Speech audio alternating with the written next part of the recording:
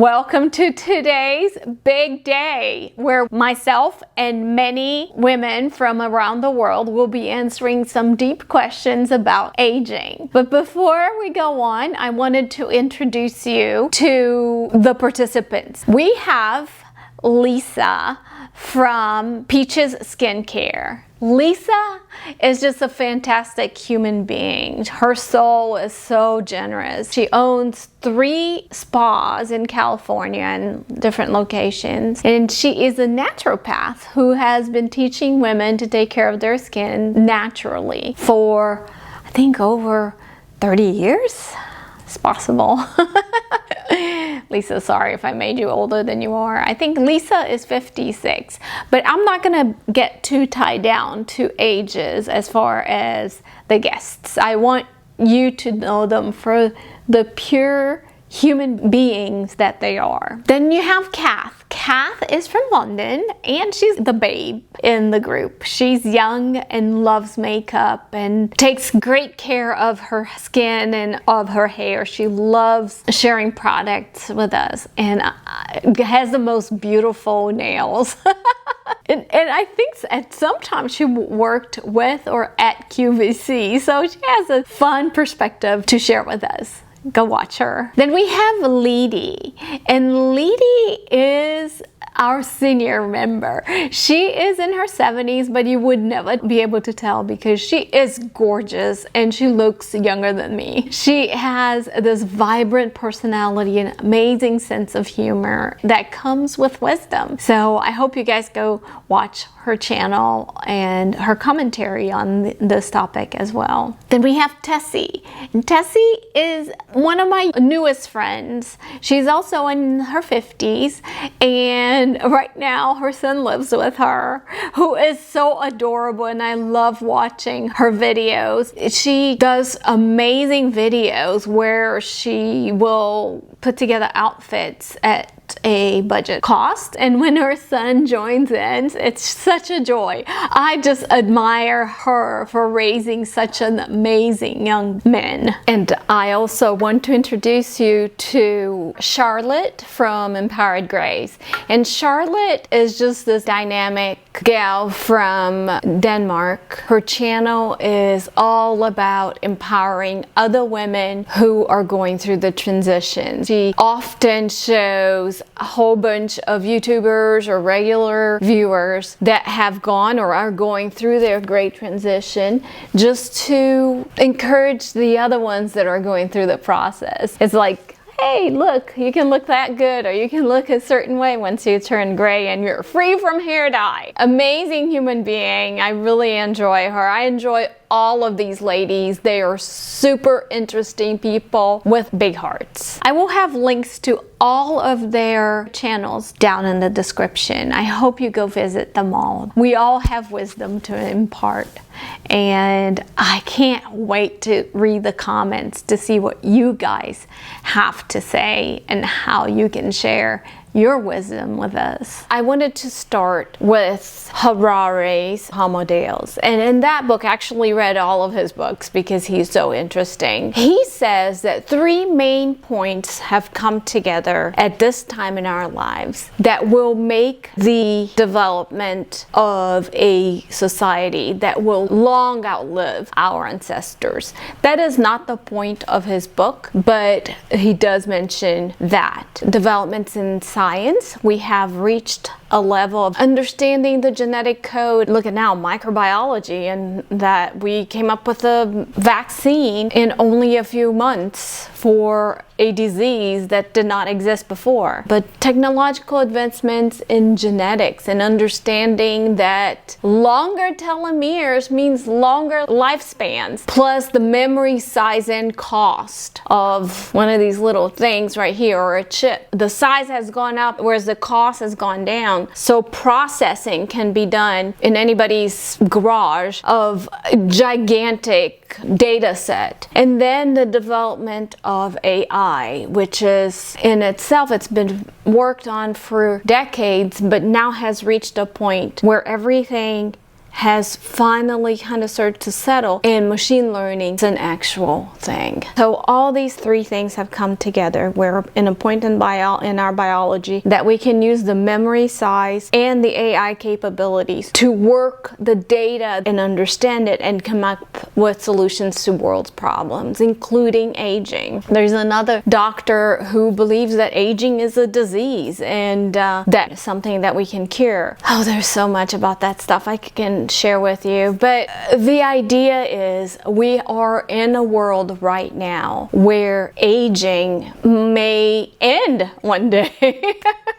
But regardless of that, there's lots of data showing that we as human beings are living longer, but we're also living better because of all these other advancements. So as we are aging nowadays, we're no longer just retiring and reading books and waiting for the reaper to come. Today's retirees are starting new business ventures, volunteering. They're traveling the world. They're traveling to learn languages. I actually have a cousin who has done that. After he retired, he went to Europe for 6 months just to travel, but he also stayed in England and learned to speak English just for fun because he could. We live longer. We have substantially more wealth. We have put a premium on wellness and health and diet and exercising, and the entire business modeling is getting set to accommodate our aging population. There are new products developed purely for the 50 plus. Shiseido has created a whole line just for the 50 plus people, women and men. More people on the planet are over the age of 65 than under the age of 5. The 60 plus population is expected to double by 2050.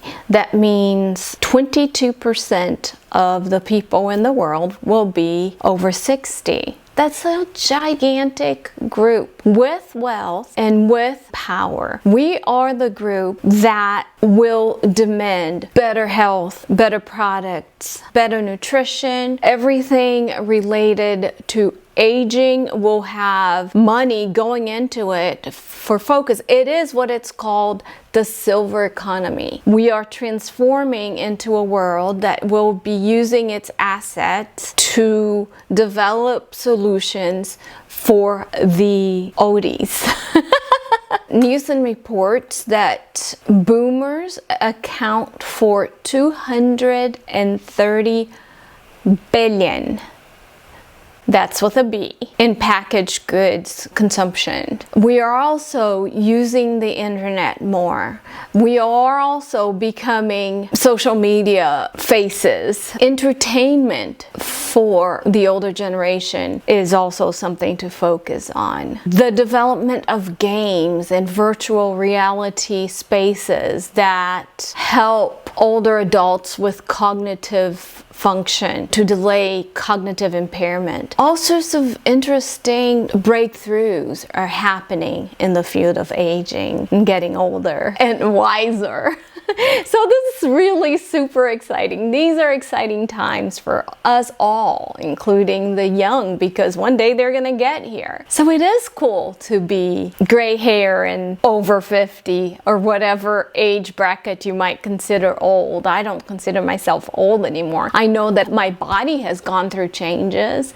I have slowed down, but I know that that's temporary because I have faith in science and technology that this problem of being overweight or having issues with your knees or back issues are just temporary, and within 5 years or less, many of these problems will be solved. We are at the dawn of a revolution, the AI revolution. It's the biggest revolution since the Industrial Revolution. We are part of it, and we are the biggest beneficiaries. Our age group will be the most immediate beneficiary of these advancements in technology. Let's see what questions I'm answering today. How does it make think you feel when the world tells us as women that we shouldn't have wrinkles or show age or have gray hair, sparkle, that we should try to look 20, that we are no longer beautiful if we allow ourselves to age naturally?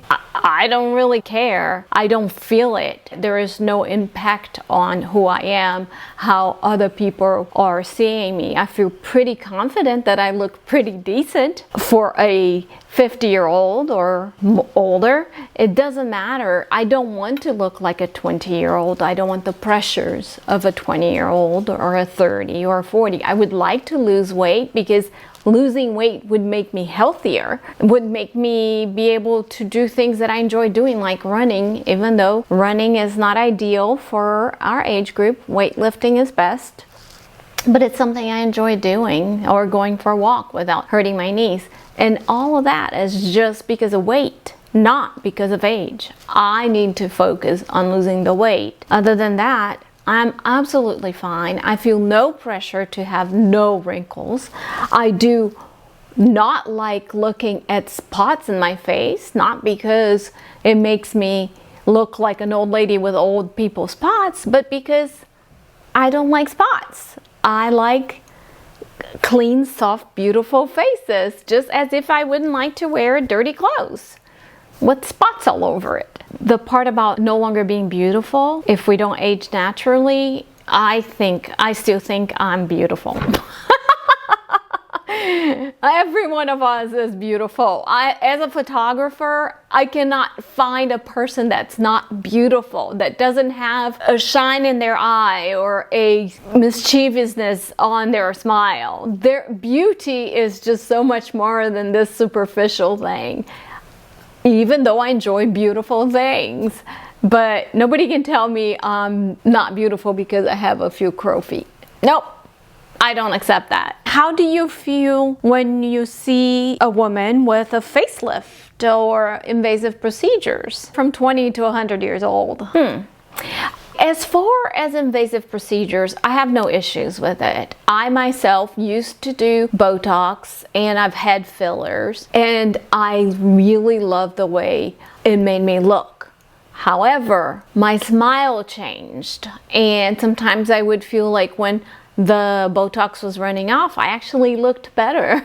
So I think it's, as a personal choice, I prefer not to do those procedures right now, but I have absolutely no qualms about other people doing it. I personally feel like I did look beautiful, and I might find photos and post it here. When I was skinny and I had Botox and I had fillers and my face looked good, my body looked good, excellent. But at one point in time, I noticed that that was no longer something I wanted. I did not look the way I saw myself. So I just stopped using it, but I have no problems with that. And if someday when I'm old and I decide to lose a lot of weight and my skin starts to sag a lot, I might have a neck lift or some lift. I have no issues, especially if better procedures are coming out. Because to me, it's no different than when I put the fun contact lenses on, or wearing my hair curly or straight, or putting makeup on to look a little bit better. It's just a way that I choose to express myself and that people choose to express themselves. So I have no issues with cosmetic surgery. If you're too young and you're doing it because of peer pressure, you might not be mature enough to make those decisions. But if you're unhappy with your nose, go fix it. You know, I have absolutely no issues. I know things can go wrong, but things can go wrong with using old expired products in your face, or your hair can fall off with your hair dryer, or with the chemicals that we put in it. So it's your choice. You do you. Do you feel more sexy as you age, or less sexy, or attractive, or powerful? I would say no to any of those. I feel more relaxed and more comfortable in my skin. That doesn't give me power, I don't think. It gives me contentment and a feeling that I'm okay. And I remember when I was young, I used to, and really young, at a very young age, I used to count. Like sometimes at night I would count the things that were wrong with me. My hair was too curly, I had a zit, my nails were peeling, or you know, whatever, like minuscule things that bothered me, or I had a beauty mole, or whatever it is.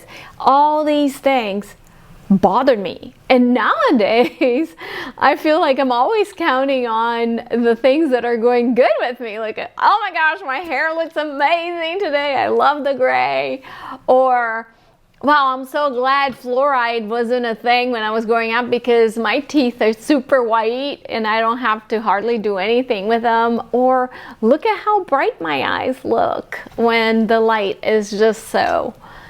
And oh, I like my skin. I especially like it now that I learned to exfoliate it. So yeah, I do seem to count more the positives than the negatives. And I don't feel that that gives me power, takes away power. It just is. Do you realize as you age that like anything else worth having, taking care of yourself, your skin, your body, your hair is priority and takes patience and time? Yes, I do. But I do also know that there are proven things that we can do that can expedite the clearing of skin or getting muscles a certain way because of the advancements in technology, because of all the studies that are going towards nutrition and health and exercise and pills and supplements and such things, where every day we are actually getting science involved on things that used to be something some cuckoo was distributing down the street or trying to play doctor and giving you nutrition and supplements. Nowadays we actually have data that prove that these things work. So it takes effort, but it takes also knowledge. And I think that is the number one, and what I think it's the most difficult thing is to be able to find the correct sources from which to gather your data, including with this world of social media. And I put myself in it, that I try to share what I have learned, but I cannot assure you that what I'm telling you is the true thing. I'm not that dedicated that I read every study myself. I usually listen to somebody, a professor, an educator, a scientist, and I try to use their information. But sometimes it's just like a game of telephone. What is coming out here, by the end of the day, it's going to be something completely different. So I hope that in the near future we'll be able to get information disseminated in a very clear, concise way without anybody being an overlord and overseeing it in such a way that only what they want goes out. But I would like to trust the information that we'll be gathering in the future through social networks. What do you think when you see women aging gracefully like Julia Roberts or Dame Judith Dench or Meryl Streep, Helen Mirren, Kate Winslet, Diane Keaton, and Susan Sarandon? Good for them. It's a good example. It is fun to see who I am. Not to say that I'm not going to try to look better whenever I can, but it is fun to see my face. I feel, again, when I was doing the Botox and the injections, I felt like I had the same face as some lady I saw on the beach one day. And I was like, ooh, we could be twins, but I don't know her.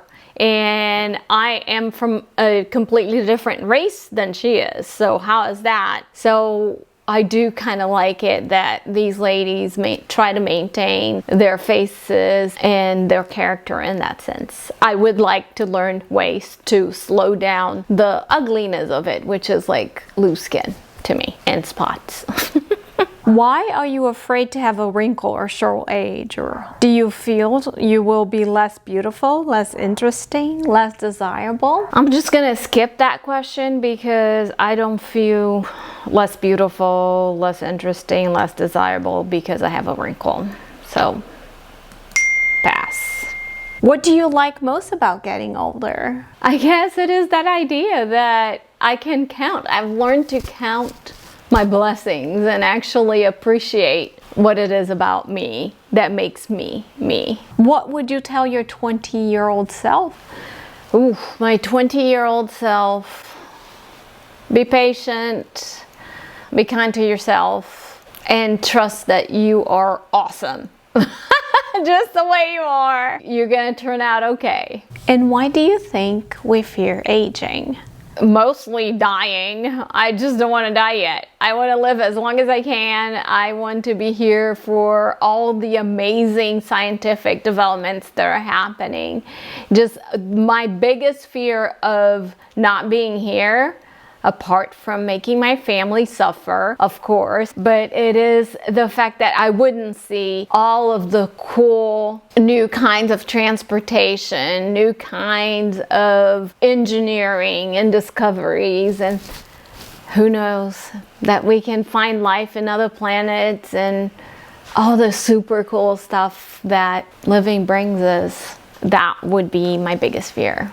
Not aging. Just not being around for the cool stuff.